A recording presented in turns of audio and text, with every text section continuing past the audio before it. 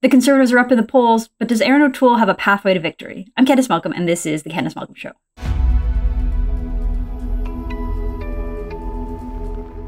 All right, and joining us to help make sense of the recent numbers and all the polling data out there is True North's in-house pollster, Hamish Marshall. Hamish, how are you? Great. It's great to see you. Great. Well, we've been seeing so many polls really going in favor of Erin O'Toole. It's really the story of the campaign so far, is just how positively it seems Canadians are responding to him, given that he was relatively unknown not that long ago. So maybe you could help us understand, does Erin O'Toole at this point have a pathway to victory? I mean, he's certainly, at the moment, he's certainly got a path to winning the most seats in the House of Commons. I think a Conservative majority of government would be an aggressive target right now based on the numbers, but there's still 2.5 weeks to go in this campaign. And if we see progress like we've seen in the last 2.5 weeks, that could be possible as well. But right now, he can certainly get ahead of the Liberals in terms of seats. Well, and I think we talked about this on one of the previous interviews that we did, is that elections are sort of won and fought on a handful of seats here and there. So 5 seats in this region, 5 seats in that region. And really, I think you've done a tremendous job, but you put together a map and a analysis for True North viewers to understand what those ridings are. So a handful of ridings in each region of the country to really help us understand what each party needs to win in order to win an election or in order to gain the most seats. So maybe you could just give us a quick overview of this project, Hamish, and explain what it is that we're looking at. Sure. We put together a list of 42 seats. Started with what Trudeau needed. Trudeau called this election because he thought he needed a majority government. So it made sense to say, what does Trudeau need to get a majority?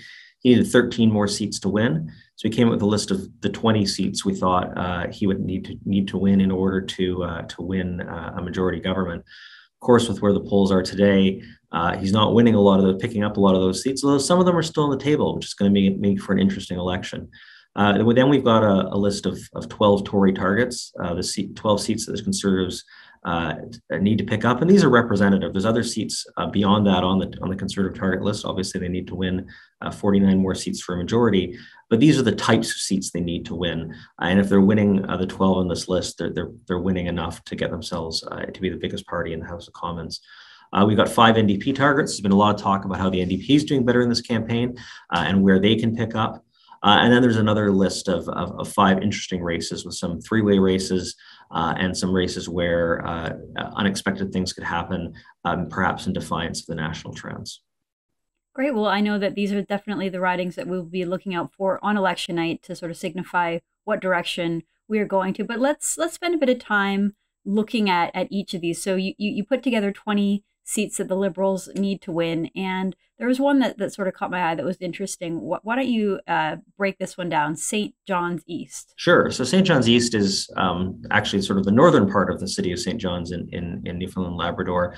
It's a seat with a strong NDP history. In fact, the NDP's won it in previous elections with Jack Harris, who was a former provincial politician and very popular local fellow. He barely lost it to the Liberals in 2015 when they had their big sweep. But he came back in 2019, took it back. But now Jack Harris isn't running again.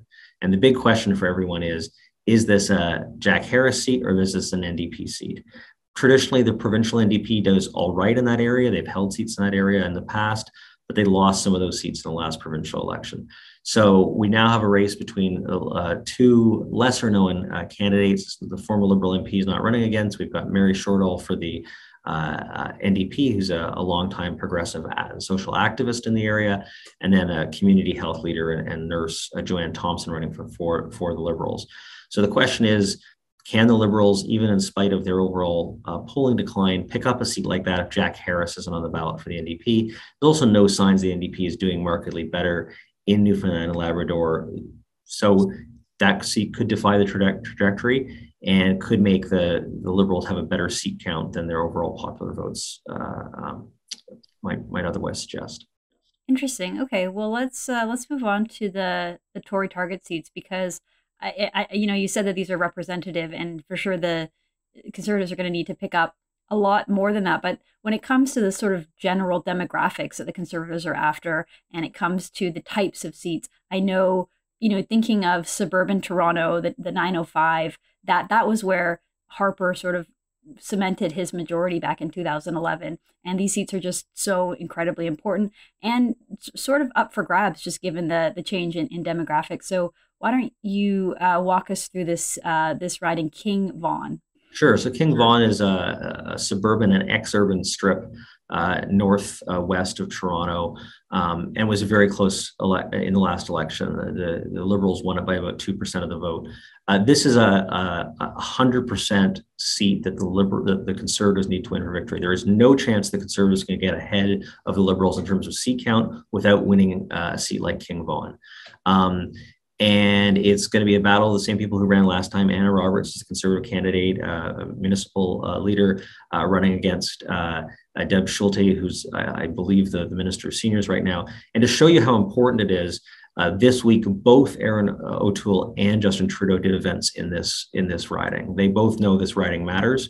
And if the Liberals can hang on to this seat, the chances of them winning the most seats is very high, and the Conservatives have no hope of winning the most seats without winning the seats. This is absolutely key. It's not pure suburbia. There's some smaller sort of villages and some rural areas as well. But if the Conservatives are winning here, they're going to be winning some other seats in the broader 905. And this is an absolutely key seat. Without winning the seat, O'Toole does not have a path to victory. It's interesting that we've seen, I think 2 or 3 times now, the O'Toole Secure the Future plane on the same tarmac as the Liberal one. So they're clearly going after, the exact same places, the exact same seats. You mentioned that seat, King Vaughan, isn't entirely suburban, that there's rural and acreages as well. Can you help us understand a little more what the demographic of Canadians that O'Toole would be targeting? I read that older Canadians are going more and more in favor of the Conservatives. That the over 50 vote is looking pretty good. Can you give us a bit of an idea of what the demographic might look like? Sure. I mean, the group that Harper won when he won government and was able to hold on to was parents with kids under 18 in their house. And so generally speaking, it's people from their mid 30s to their mid 50s. Generally speaking, Conservatives do better with men than with women, but at various points in the Harper government, they did very well with middle-aged mothers as well. So that's the group. Those obviously are the sort of people that we see in large numbers in the suburbs, not just of Toronto, but everywhere. And that's the key group. If the Conservatives can go from winning parents or losing parents to winning them, they will do very well and they can win this election. So people who have got a big mortgage, who commute to work, got a couple of kids under 18, maybe one in university, that's the key demographic. We're seeing some movement in that group, but there needs to be more movement if O'Toole wants to get ahead of enough seats ahead of Trudeau in order to stop some sort of a coalition of the progressive side of the equation. Interesting. And we've also seen a little bit in the poll. I don't know if you can really classify it as an orange wave. It's not quite 2011 Jack Layton levels, but Jagmeet Singh is certainly appealing to more and more Canadians, and it looks like he's going to do better in this campaign than the previous one. You put together the 5 NDP targets, and one of them was Saskatoon West. I was a little surprised by that, Hamish, just given that to me that's such a Conservative stronghold, but maybe you can help us understand how that could be in the NDP's range. Sure. Well, Saskatoon West is a sort of an all-urban seat, obviously on the western side of Saskatoon. It's a bit lower income. It's got a very significant Indigenous population, 17% Indigenous. The NDP candidates, Robert Doucette, the president of the Métis Nation of Saskatchewan, I believe. The NDP provincially hold a lot of seats in that area. This is an area of a strong NDP base. And what's really interesting is that this seat didn't exist in its current configuration in 2011. In 2011, there was a good chunk of the rural area in as well, which allowed the Conservatives to win. So in 2011, when the Conservatives won their big majority, they wouldn't have actually won Saskatoon West. And they won Saskatoon West for a variety of reasons last time. But one of the reasons was, of course, was the decline in the NDP, generally speaking, but also that they had a leader from Saskatchewan in Andrew Scheer. Without a leader from Saskatchewan, with the NDP on a bit of the upswing, I think the seat is very much in play. And while I'm not sure if Jagmeet Singh has been to Saskatoon yet, I think we can count that he'll be there. And this is the sort of seat that if the NDP, people are talking the NDP moving from having the mid-20s to maybe the high 30s in terms of number of seats. If they end up at 37, 38 seats, Saskatoon West could very well be one of them. Interesting. All right. And you put together a list of the interesting races. So these I guess are, well, I'll let you explain it. So what are the interesting? Well, these are races where sort of anything could happen. There's three-way races in there where multiple parties are playing to win, or there's big local concerns that make them different. So the one we want to talk about this week is in Quebec, Trois-Rivières. Trois-Rivières is an interesting seat. In the last election, it was one of the few three-way seats in Quebec. The Bloc Québécois just won it ahead of the Liberals, and the Conservatives were right behind where the Bloc was. So all three parties were within spitting distance of each other. But a couple of interesting things have happened. Number one, that Bloc MP who eked out the win last time isn't running again. So suddenly the Bloc has lost the power of incumbency and any good work that MP might have done. They have got a new candidate, René Villemour, who is a professor. The Liberals are also not running the person who almost won it last time. They're running a local journalist, Martin François. But then the most interesting candidate is Yves Lévesque, who was the Conservative candidate last time. He's running again. And Yves Lévesque was the mayor of Trois-Rivières for, I think, 17 years. A very, very popular local mayor, got huge amounts of vote, very much personally responsible for increasing the Conservative vote and putting them in contention in that riding. So if the Conservatives are doing well nationally, and it looks like the Conservatives could win the most seats, you could see a calculation in a place like that where there's a popular local Conservative candidate, obviously, mayor of one of the larger cities in Quebec for a long time. If Erin O'Toole's winning government, and if we win Trois-Rivières, the chances someone like Yves Lévesque would be in cabinet would be very high. And you could see that sort of speculation, could have an impact in that riding. So we could, if the Conservatives are picking up any seats in Quebec, it would probably be a Trois-Rivières. But on the other hand, the Liberals were close, and we've seen in the past, the polling has shown that the Bloc seems to have declined from what they were in the last election in Quebec.